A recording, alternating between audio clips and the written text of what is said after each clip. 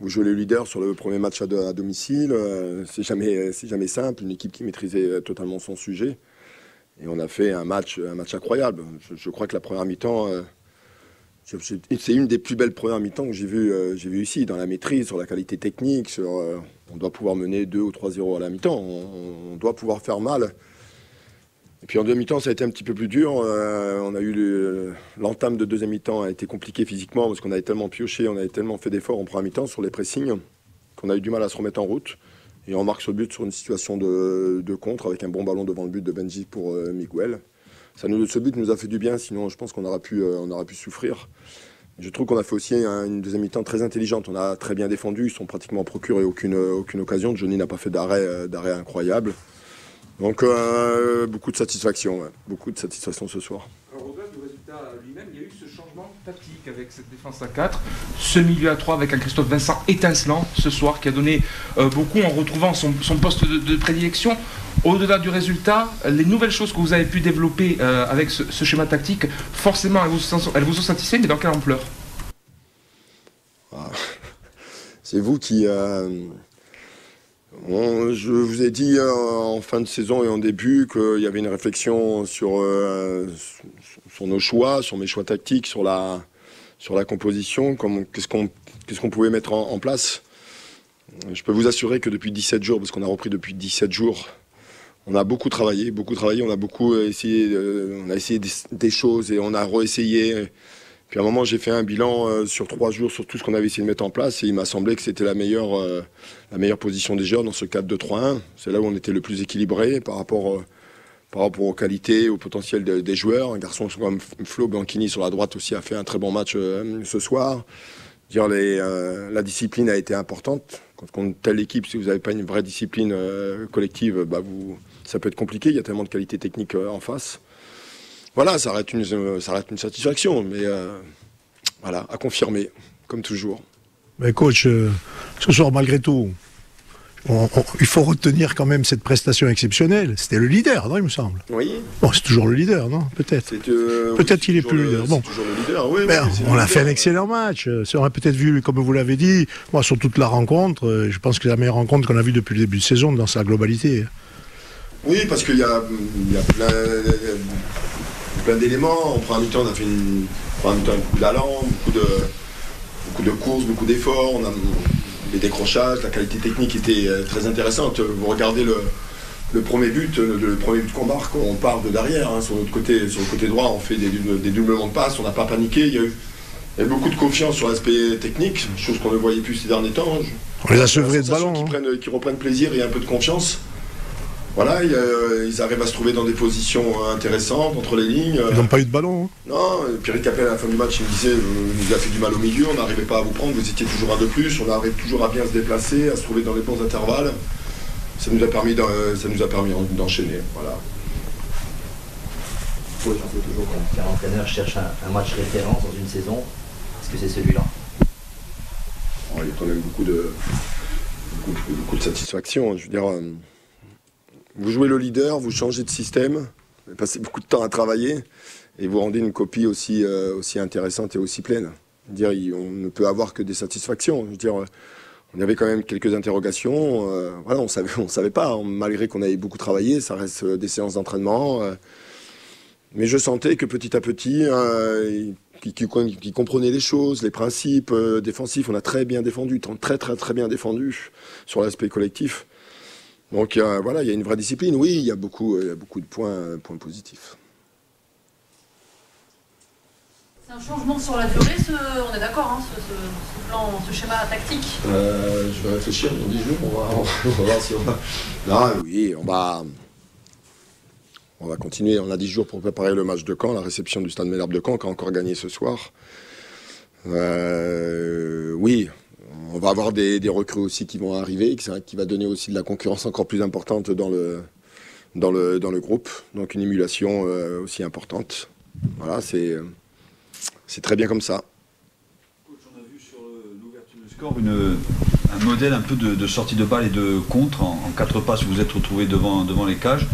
J'imagine que ça a été travaillé. Vous avez aussi travaillé la gestion des temps faibles. On a vu que vous n'hésitiez plus, vous dégagez plus forcément les ballons vers l'avant, comme ça a été le cas. Ça aussi, ça a été l'un de vos axes de travail pendant ces 17 jours.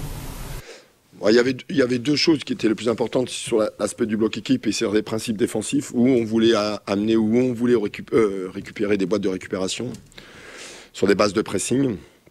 Et après, sur les sorties, dans la semaine, on a pratiquement fait toujours des infériorités numériques. On sortait 6 contre 7, 6 contre 6. Donc en fait, j'ai obligé aux joueurs de jamais jeter le ballon. Même si parfois il y a eu du déchet technique. Mais en fait, on a essayé de leur donner une orientation, de ne pas se jeter le ballon et d'essayer de sortir proprement. Donc ça nous a réussi. Après, Angers n'a pas mis une grosse aussi agressivité. Hein. On a réussi à faire les décalages.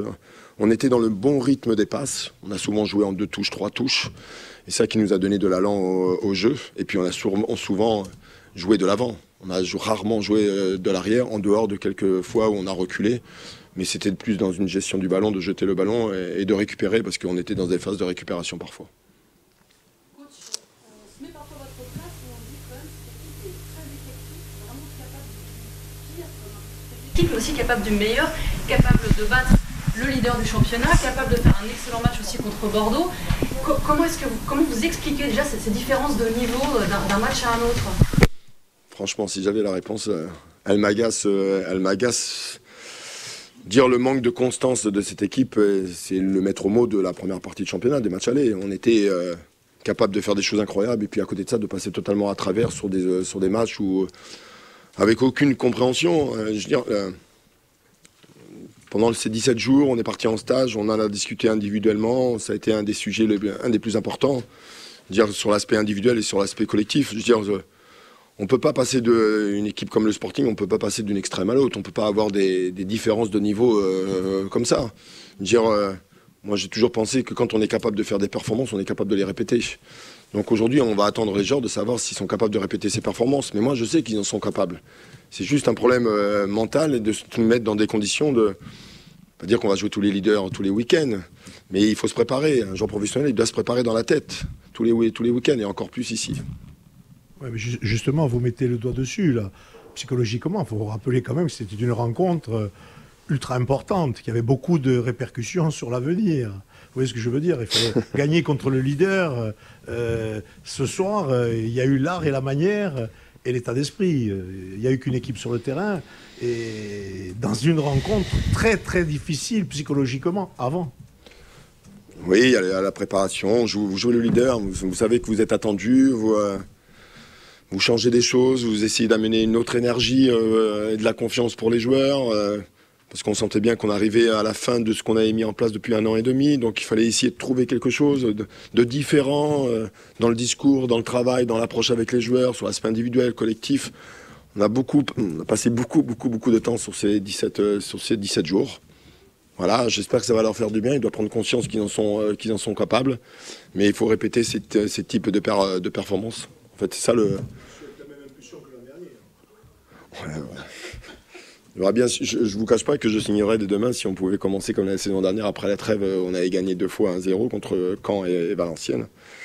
Voilà, là on a 10 jours pour préparer le match de Caen. Ça va nous permettre de le travailler, de le préparer sereinement et tranquillement, parce que le résultat a été important, il faut le reconnaître aussi. Après, les 2 buteurs, c'est aussi un symbole. Bianchi et Alfarella, des joueurs qui ont été dans la NAS pendant une bonne partie de la première partie de la saison, pour des raisons différentes. Les voir marquer ce soir et être aussi performants, y compris dans le reste du match, là aussi, ça montre que le travail de groupe, le travail de tous les jours, il paye, c'est ça? Ouais, on bosse. On est bien ensemble. On travaille bien ensemble. On peut raconter, dire et tout ce que vous voulez, mais on bosse et on est content de bosser ensemble. Voilà, on est très heureux de bosser ensemble.